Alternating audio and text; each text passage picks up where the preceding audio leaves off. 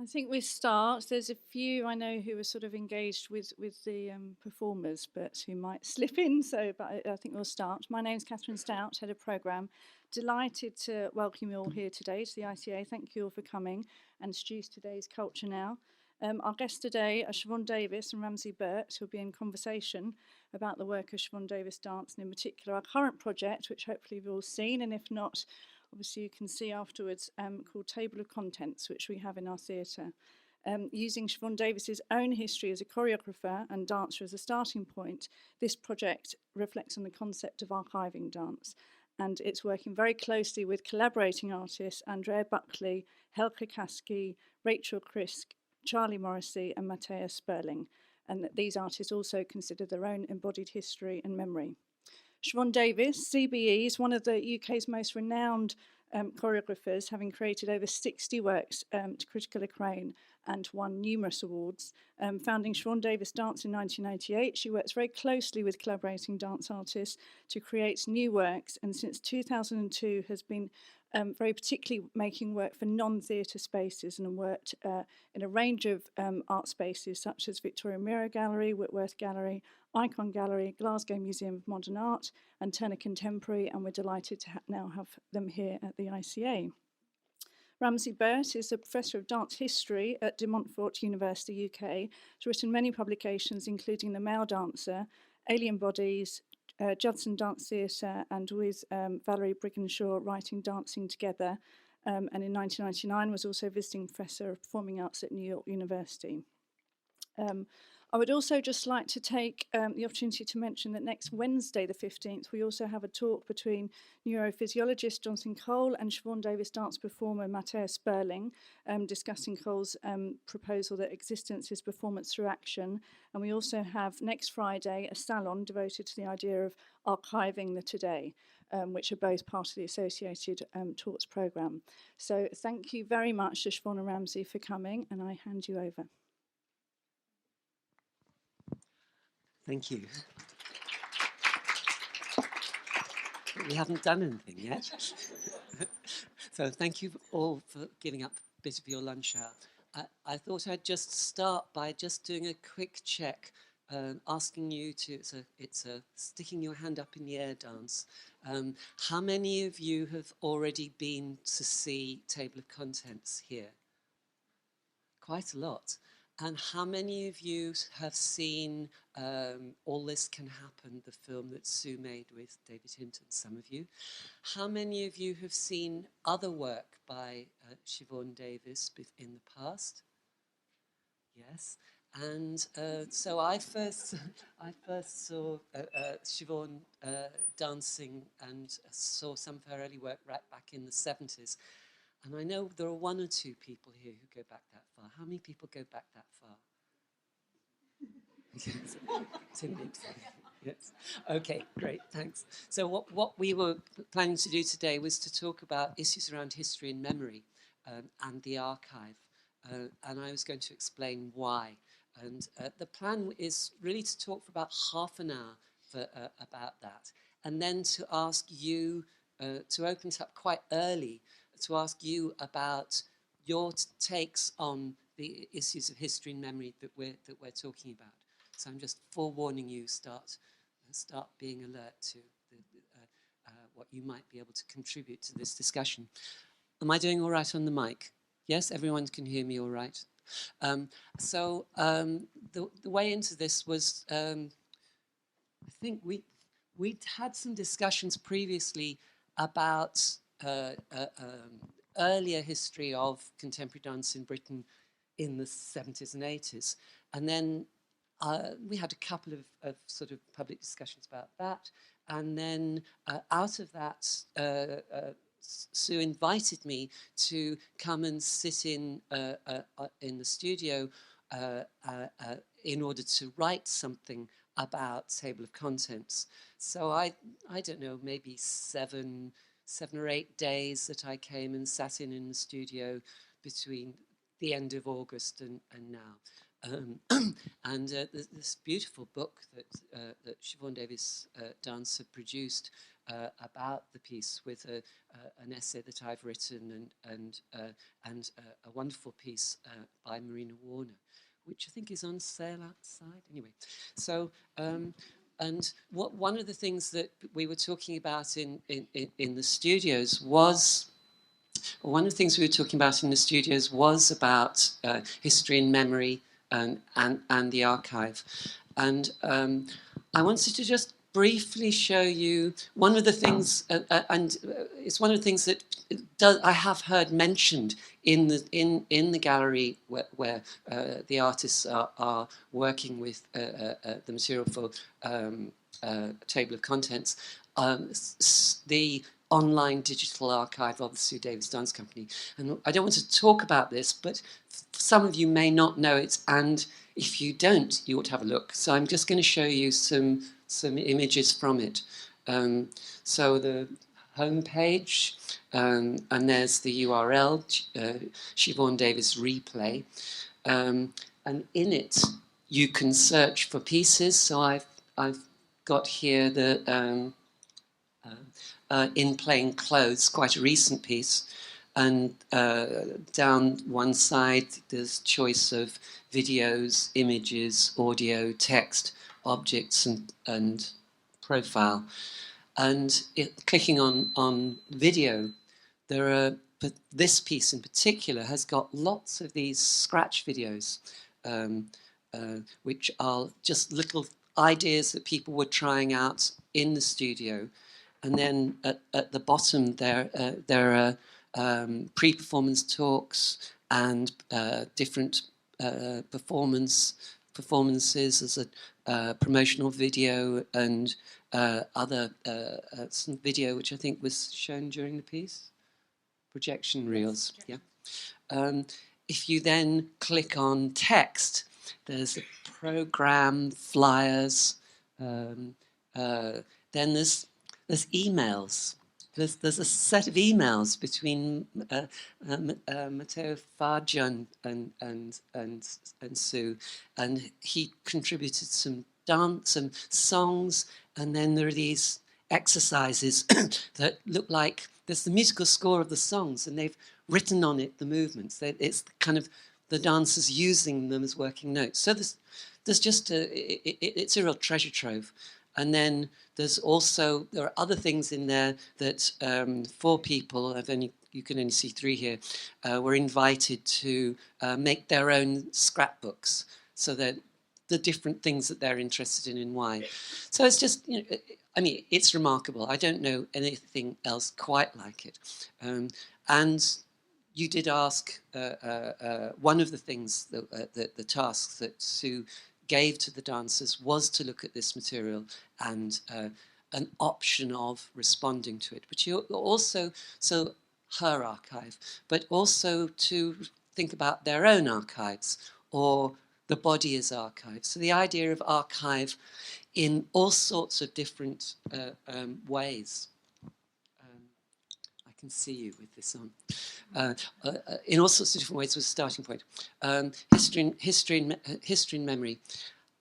I wanted to, rather than talk about this or necessarily about this piece in particular, but there is an interest in history and memory in this piece. There's also the film All This Can Happen, which some of you have seen.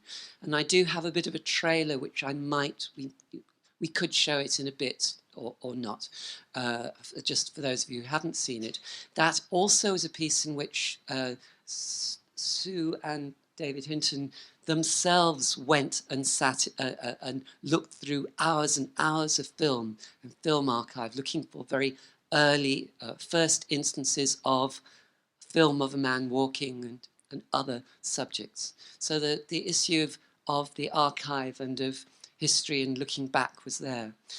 So I wanted to set a general question that I was going to ask Sue. I've written it down. So, are you in gosh, I can't read this. So it's like, why this interest in, it's the memory, the memory aspect of it. Memory does seem to be something that you were interested in, as other artists that I've been in dialogue with who are also interested in memory. And I mentioned the idea of memory, and people seem to, quite a lot of people seem to be quite interested in that. And it's memory of the sense of that there may be something that we can remember that perhaps is in danger of being lost, disappearing into oblivion, and memories are important because they help us work out where we are now. And maybe there are things in there that might be lost in the official normative history. So what are the kinds of memories and maybe movement memories? Why is that important for you? So that's my starting point. Well, there's kind of a whole tapestry of thought right in front of me, and no particularly great order to talk about it in. It began with the notion of wanting to perform in art gallery spaces, or spaces which are clearly involved in many issues of the arts rather than one particular medium. So one of the areas that brings to us as performers is proximity to an interested audience who are there amongst us. And how could we get better at this word amongst? So the first works that we did in galleries, the visitor was immensely welcome, but we didn't necessarily engage with them, and they could sit wherever or stand wherever they wanted and go and come whenever they wanted. Over a period of time, we wanted to have a richer engagement with them, which to some extent, having a subject that was common to both of us somehow felt a way to do that. Memory is something that is immensely common to both us, to everybody in the room, whether you're a performer or an audience. So how could we conjure up ideas about memory that everybody in the room might feel familiar or engaged by? So that was one thing. Then the other is that in the visual arts, you have the most extraordinary amount of material from the earliest vases and wall paintings. You have I don't know why I'm saying you, we have this history of images. Now, I know there are loads of problems that can be attached to that, but it is actually in the world, this history of images, and it's allowed people to talk about these images. I'm completely intrigued by cave painting. Why would somebody have made those marks at that time? And I can conjure up all sorts of different reasons for it, and I am utterly enthralled by it. Recently there was a book called, oh hell, I'm now going to forget it because I always forget everything. Something of the Cave. Does anybody know what I'm talking about? I'll remember it in a minute. Anyhow, it was a reasonably contemporary book about why these people made cave paintings. So a book made in this century was talking about something 40, 50,000 years ago. That's very hard to do in the performance arts, and it's incredibly hard to do in the dance arts. But the archive of our bodies, the archive of our memory, our physical memory, is something every single one of us has. And when we look back in history, are we able to source ideas of feeling and of sensation and of physicality? And that's a question. So I get terribly excited about all of this stuff. So we end up being 6 performers in a space, not able to deal with all of this. And something else which the archive led us to 2 things. One is what it can't do. is David here? David Bennett, there he is. So David Bennett is from Coventry University, who helped us make, worked unbelievably hard to make this archive, which I value tremendously. So poor man has come to a lot of our rehearsals in which we have turned around and said, well, it doesn't work. So, which he has been continuously graceful about, given how much work, and has joined in this debate about why a series of images and words don't necessarily give us the tangible sense of thought and activity that ran coherently and coexistently in order to make any work. So one, it's what the archive could not do, and could we perform archive? Could dance be an art form that might ask us to reignite one of the debates about how, what was the lovely sentence you said at the beginning? How we must not lose things. And the other very tender thing that it did is, by looking at it, we were haunted about ourselves in the past. There's a kind of horribly adorable thing of me dancing in 1977, in which this is not a vanity project. But I'm haunted by this young woman, and I'm no longer that young woman, and yet she and her dance and the knowledge that she had at that moment is tender to me. I see Jill Clark, a dance artist I worked for a long time, who died 2 years ago. And one of the things is, I'm getting a little bit personal now, but it actually matters a great deal. One of the things she said before she died was, but I am with you because she was a great teacher. I have taught you things, and I have inhabited your work, and you have taught me, and we can't stop having handed on that information. And I remember going, oh my God, I hope that's true. And I can say, absolutely, it is true.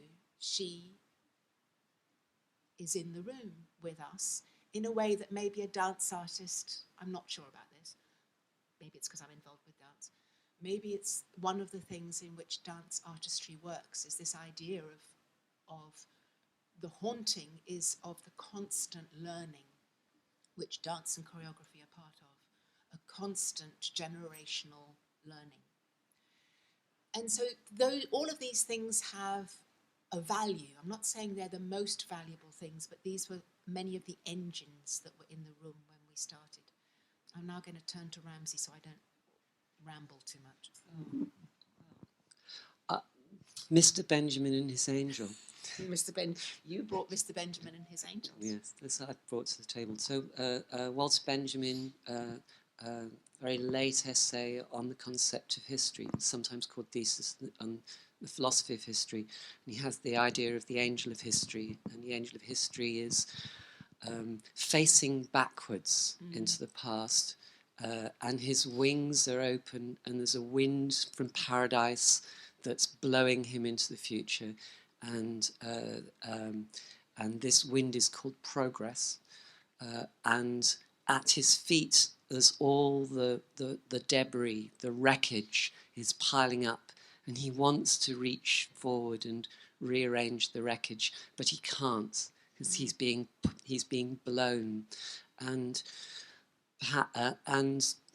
there's the sense of the wreckage is the oppressed past that is in danger of disappearing into oblivion, and that if we can somehow not let it go into oblivion, bring it into the present, it has a possibility for what Walter Benjamin calls a revolutionary potential for in the present. Some sense of there being something oppressed in the past, and that somehow almost as if progress is the enemy. How do you respond to that? I can't respond to it immediately because while you were talking, I was wanting to say something else. That's an awful thing of not answering your question, but being like Margaret Thatcher and just going on and talking about something. Sorry, I hope I'm not Margaret Thatcher. Okay, so. No, you're not. Okay, thank you. I will try and answer that, but something else I feel is incredibly important to bring up. There are 6 artists in the room, I'm one. The other 5 are definitely co-creators. So I need to be very, very clear about that. So while I am talking as Siobhan Davies, the overall choreographer, runner of building and all of that kind of stuff, in order to honour this experience, I must say that these other 5 artists are the makers of this work. And each of them would have applied a very particular set of questions to how they unravelled and unfolded their particular inquiry. So one of the inquiries I haven't mentioned so far is also the difference between archiving performance or dance and the idea of archiving choreography. And I am going through a period of my life in which I'm thinking these are incredibly different, but at the same time utterly aligned ways of thinking and working at the same time. So instead of generalizing it, we were constantly working out how does choreography remain true to itself, true to its objectives, and yet be in the constant rate of change due to the performance of it, and due to the performance of it not necessarily in 1 year, but in 10 years' time or in 20 years' time. So there is a kind of fascinating dilemma and I don't want to say difficulty, I just think it's a tension, which is an exciting tension about how to be clear about both. How are we absolutely clear about what the dance artist brings to every single performance they do, whether they are the choreographic idea or the dance artist idea, and where does the choreographer sit if they happen not to be moving anymore, which is me. So without one over-colouring the other, how do we honour both in their exactitude? Because both have extraordinary exactitude to bringing the overall art of dance into your and my presence. So now can I go back to your question? Yes. So okay, well within that, okay. so within that you've got the choreographer, you've got the dancers. Who could be the same thing. Who could be the same person. So that, but the choreographer who are the same person most of the time, actually. Yes. In a lot of the time. Okay, I was going to say that the dancers are producing that work and making something which then the audience sees. But within the Western dance world, one of the reasons why you're asserting that they are co-collaborators. There was at one point where you read a draft of what I was writing, and I put Sue Davis's new piece, table of contents, and got no. I wasn't. I had to say that it was a collaboration with them. You were very clear about that, because that hardly ever happens. And I'm wondering whether there are aspects in here of things that might be part of an oppressed past. Things that might be in danger of not being seen, and support a kind of normative history which is not sympathetic to, or not sensitive to, or not interested in what actually is for you very important. We haven't been clear about. Yes. So is that clear what I just said in terms of, okay, I'm getting a nod, so that's all right. So in a way, when making a dance work, one is completely, I would like us to be completely open to the full amount of archive which is in the room. Eva Martinez, who I can see in front of me, one of the first things that she said when we were working together is, what is in the room. And it's such a simple thing to say, and yet if you really deal with it, there's a fabulous set of complexities, because what is in the room are, in our case, I can't now remember, but I think it's like 200 or 300 years worth of experience. I think if we added it all together, now that's a lot of knowledge that can be tapped into. That's a lot of experience and movement experience that can be teased out or reflected on. I mean, it can be just bloody fabulous. So that I really want to start. I have been noticing it. I just want to make it far more out there, that there is this, and there is this knowledge in you. Every single one of you has a library of action and activity that you would not have survived without. And when we start talking about it at that level, it becomes, to me, it becomes a lot more valid and present, and about us as people, and about this environment we live in, because it just becomes larger. And I want to bring that past up into the present, about what we've managed to achieve by moving. In the beautiful piece that Marina Warner wrote, she takes the word archive and yes, she kind of deconstructs the word and points out that the Ark of the Covenant comes the same root as archive, and that sometimes archives are about commandments, and maybe the official history is about commandment, but she also talks about the Ark, the Noah's Ark, as being holding, and that it can be a soft place for generating the future, and so on the one hand the official history and of commandment, and on the other hand the creative possibilities that are enabled, the potential that's there if one can bring into the present these things that are otherwise in danger of being overlooked. I'm saying the same thing different ways. I think that's fine, because I think we need to hear it. The other thing that Marina also talked about was that through looking, through us examining what we were doing, we would be able to invent new stories. So by passing ourselves back through certain experiences, you then bring yourself just that little bit more forward. There was just something that was burning in me, and it flew. I think it was the Ark of the Covenant took it away from me. Noah's Ark? No, I love that as well. I like the idea of it holding. I'm wondering, and I think I'm looking at the dance artists in front of me, whether or not we have gone through a period in the last 50 years, possibly more, in which the words contemporary dance were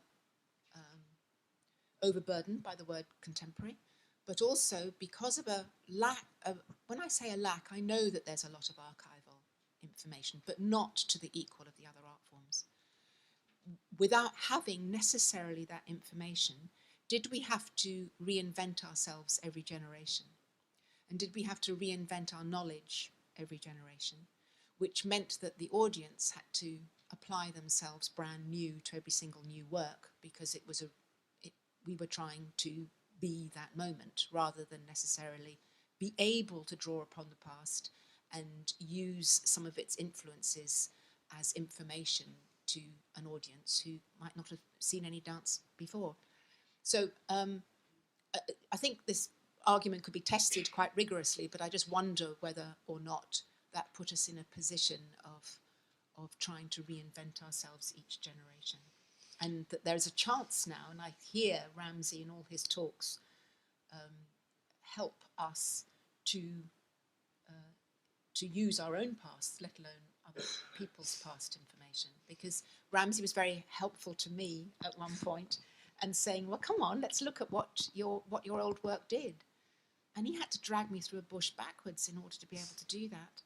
And I have, he helped me look at the work and go, okay, all right, I can see an artistic journey. I can see an artistic journey not just done by one person, but with every relationship, with every artist I ever had. And I can see I couldn't have had that. I couldn't have done that without any of them. I can see that this small herd of artists that related over a period of time, went to other people, brought back knowledge, sent out knowledge. I can see that timeline in much the same way as I can see that timeline slightly larger and with a larger impact in the Tate Modern. I can see that there are these threads. I can see that we are a tangle of information. There's a fantastic anthropologist called Tim Ingold who talks about things being so less linear and more about encounter and wayfaring. And I love the idea of artists being wayfarers, and that we meet people on the way and we exchange and we change because of that exchange, and we gather and we move on. And therefore, I think what I'm trying to get to is a strict archive, a boxed in archive, does not actually assist the ideas about an art form which completely, its blood is the idea of movement and change. So how can we approach that? And that was one of our big questions, not answered. So we have roving mics. This would be a point to invite you to yourselves comment on this notion of the importance of memory, the importance of remembrance of things that may be in danger of disappearing because they don't fit the official history, and how the arts in general, but perhaps particularly arts that where the body, one's body is and the performance of the body is so central to it. So how do you feel about that issue? I'm quite confident that people are going to respond to this. And there is one hand up already. I've just been trying to think about your ideas about memory and the body, and the fact that we are always remembering something perhaps slightly differently. And I wondered how you, as a group, you've been exploiting that kind of almost narrative difference between the movement as it was and the way you remember it.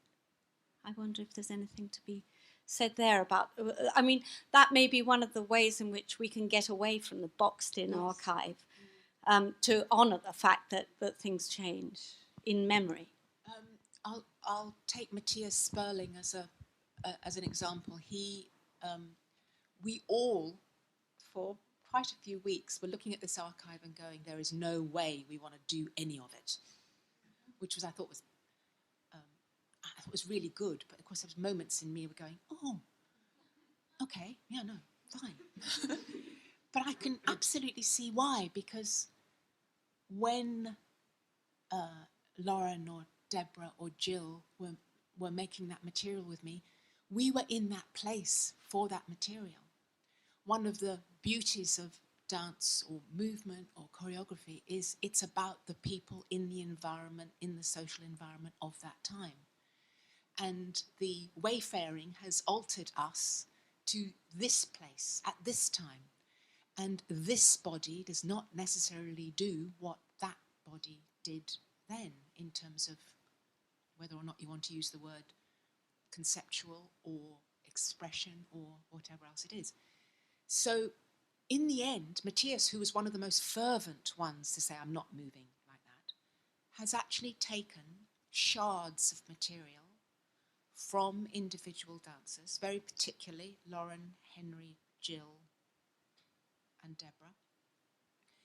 And when he first did these shards of material, he had more of a removed. He had a relationship to them. They were here. But as he's gone further, they've come into him. He still has a relationship to them of curiosity, and yet he is maybe haunted by that experience and wondering what that experience does for him now. So when he says, well, right now I'm going to do a little bit of bank, and he might only do 2 seconds of it, and right now I'm going to do a little bit of portraits, and right now I'm going to do rota. And I find his alertness mixed with the attitude, mixed with the honouring of the material, which he has done increasingly every single time he does it, an incredibly lively response. I don't know if that completely answers that, but to begin with, there was a really necessary distance. And as we've gone on, the distance has remained, but the learning has done something. So that was another thing that we wanted to do. We would try and only do things in the room that we could learn from. And there were quite often things that we would take on, and Helke would say, I'm not going to learn from this, so I'll drop it. And then she would move on to something else. They all did it. This I can learn from. This small something I can notice and put my attention to and do something with. More responses.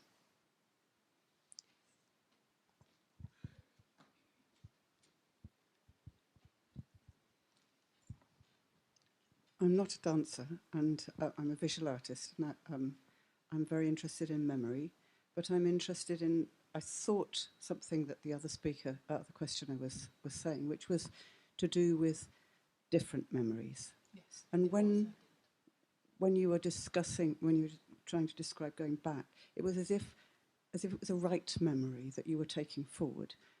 Surely all of you in the room had a different memory of what that moment had been. And how do you deal with the fact that all of you thought differently about that moment, and argue about it or explore it or whatever? You're absolutely right, and I didn't mean to miss that part out of the question, sorry. Everybody did have a completely different, they had their learning journey and their imagination of their future learning landed on this one thing that happened. Mostly it was all the scratch tapes they looked at. They never looked at performances, they only looked at these tiny scratch tapes. So not only did the performer in the scratch tape, which is a rehearsal tape, have maybe no idea of whether that work was, that little tiny bit was going to be relevant to them or not. So they already had this is not the right thing necessarily, but there it is captured over time. Then each of the artists with their different pasts and their different projections would look at that in the only way they could, which was from their perspective. And that was that their perspective on Wednesday might be different than the perspective they had on the next Friday. So if you go to see the performance in the next door, they're constantly re-looking at how they feel about that now and trying not to make the right version, other than the right version, if there was one, would be about having bringing yourself totally to this moment and doing what you will with that, as long as it's as genuine a conversation with this material at that time as possible. So yes, we did argue. We argued more about the biggest discussion, funnily enough, I think, was whether somebody preferred to look at the problem conceptually or whether they had to move physically, not necessarily without concept, in order to explore the material. And some people just sat and thought and read and looked on the computer pretty well the whole time. And some people moved most and yet none of the work, I think, necessarily reflects that journey completely. But it was whether or not they had to bring their attention through the thought end of movement, knowing that it's a complete circle the whole time, or whether the thought could be generated by the movement end of the circle that is completed between thought and action the whole time. So that was a rather long-winded reply, sorry, but yes, the whole point is that we're in a different state the whole time. So if somebody moved, tried to appreciate what that movement was, not necessarily by copying it, the next time they did it, they could not do it like the first time because the first time was gone. So it was the second time plus the first time. The third time, the third, the second, the first. So it's like that. It's redrawn every moment. I'm talking to a visual artist who knows this better than I do.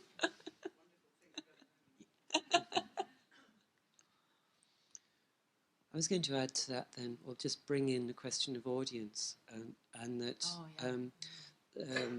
there's a Slovenian theatre director, Janis Janša, who's done did 3 reconstructions of mostly work that had been, 2 of them were pieces that had been produced in communist times, but were actually quite radical. And so there was a reason for trying to put them back on the agenda and make people aware of actually what was happening in Yugoslavia under Tito wasn't the sort of stereotype communism of the Cold War spy story. Kind of everyone grey. Anyway, and he said one of the things you can't do is reinvent audiences. So even if you actually did get more or less the performance the same, you could the audience would be different. And that the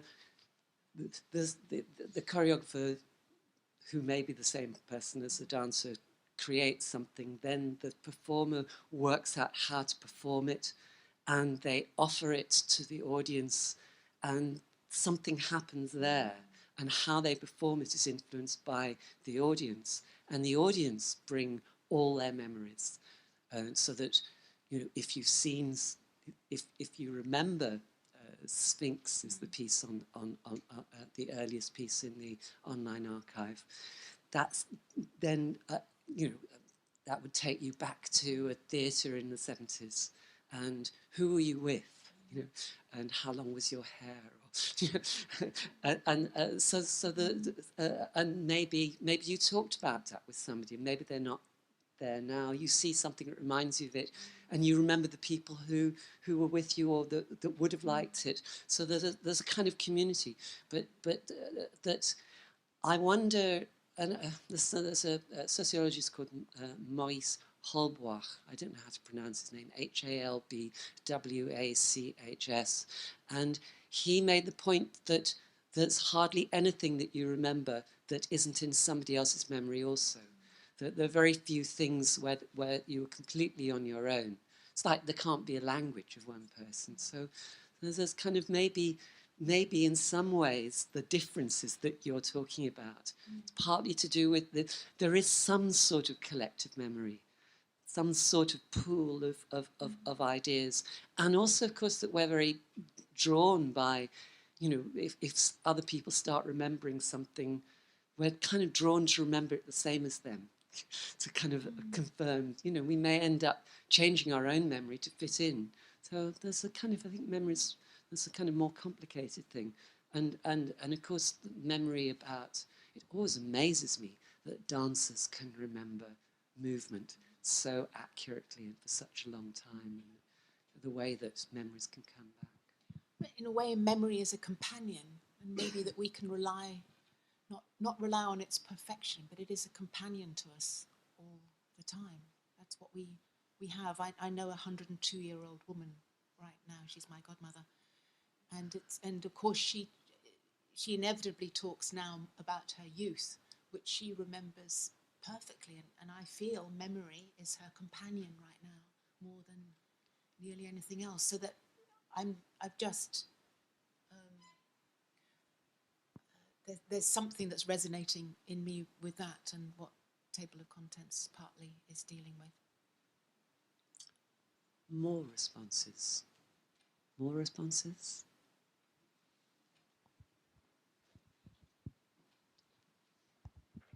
How much is the distinction between kind of conscious memory and subconscious memory important? Because, you know, when a dancer is using their own archive, some of it would surely be like, you know, may even be subconscious. It may not be a conscious thought, does the work kind of require an identification of what the memories are?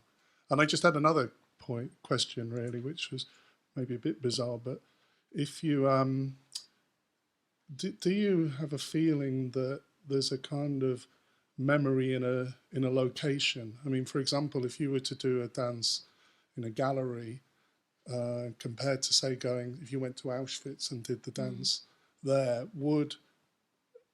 is there an archive in the kind of location? Well, I think there would be in that case.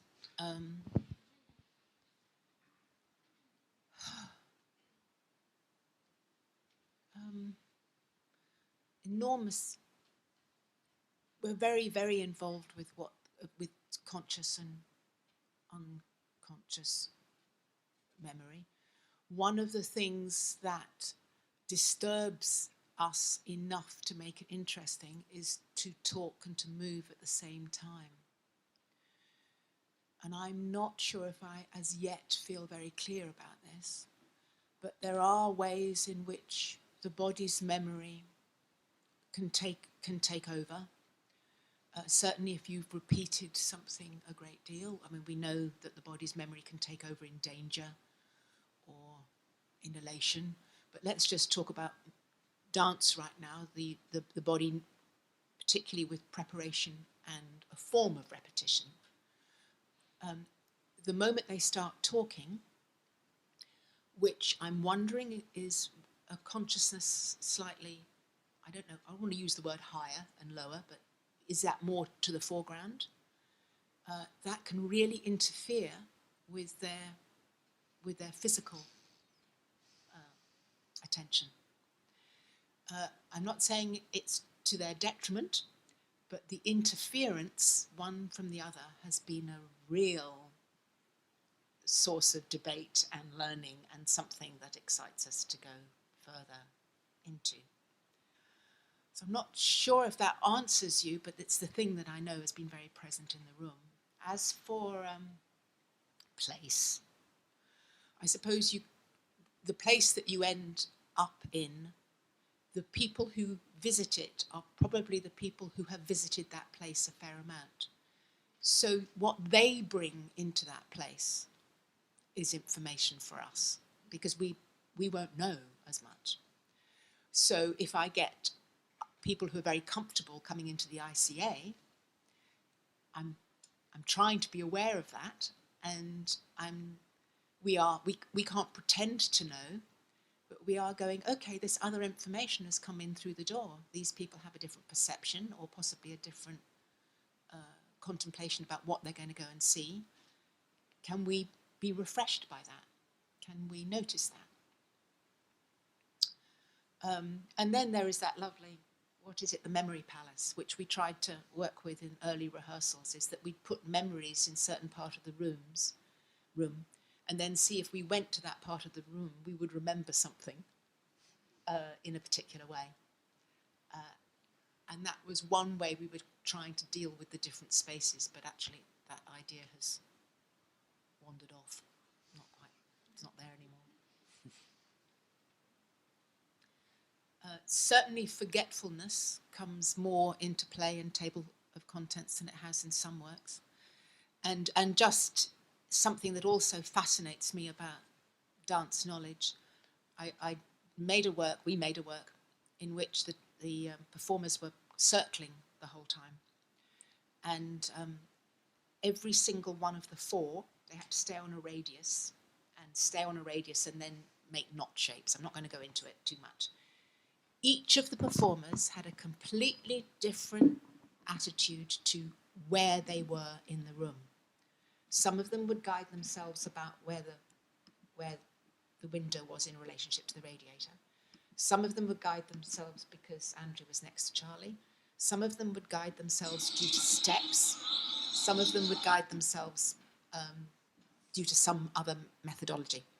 Not one of them used the same orientation. So one day we happened to perform the work in the roundhouse, which doesn't have square things. It was round. Whole thing fell apart. Absolutely, they just looked at me, going, and it was. But it again. I mean, really, what is both entertaining but also kind of delicious is gradually understanding more and more about how complex every single. This is them not suffering too much. This isn't in the roundhouse. So that we're made up of all of these extraordinary differences, and how each one of those differences impacts on us. And you know, the excitement is just for the six of us to go, well, let's look at this one for a bit, and this is the slow part. Eventually, that's Andrea in the middle, moving around now. But in the roundhouse, she had. Poor lass, actually, she had to be taken hold of by Annie Locke and guided to the next place. You're not going to get a lot out of this, I don't think. But we'll stop. But my God, that caused arguments. Really interesting ones. Really interesting, because the person would go, I know, we've got to stop. The one person would go, how can you say that? It's obvious that I'm going to go to the right. And the other person would go, no, because I'm going past the door, and then you always go that side of the radiator. But in a very simple way, no wonder politics is complicated. Dance and politics. Well, I think we've got to dance and politics. That's a good point to stop. Thank you all very much for coming and giving up a bit of your lunch hour. And thank you for your questions. It was a really rich, interesting discussion. Thank you.